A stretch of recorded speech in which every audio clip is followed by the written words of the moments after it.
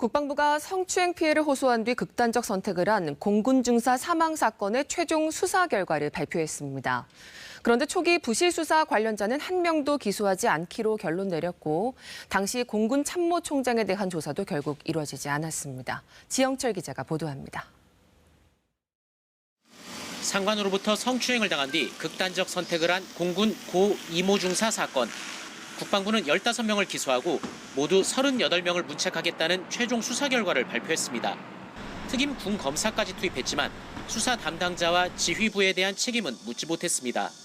초동 수사를 담당한 공군 20비행단 군사경찰과 군 검사는 물론 군 검찰의 지휘 감독 라인에 있는 전익수 공군 법무실장 등 법무실 지휘부는 모두 불기소 처분했습니다. 검찰단은 관련자 진술과 당시 상황, 판례 등을 종합할 때 혐의를 입증할 증거가 부족했다고 설명했습니다.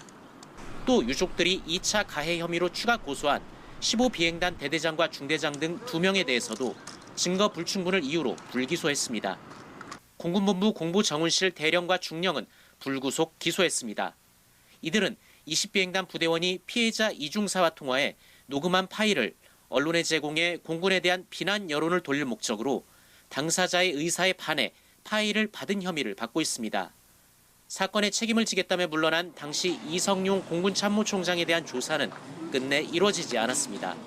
검찰단은 지난 7월 중간 수사 결과를 발표하며 이 전 총장에 대한 조사도 조율 중이라고 설명한 바 있습니다.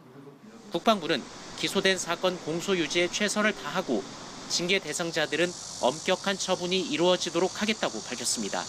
하지만 각 군에서 내부적으로 징계 수위를 결정하는 만큼 경징계에 그칠 거란 관측도 나옵니다. KBS 뉴스 지형철입니다.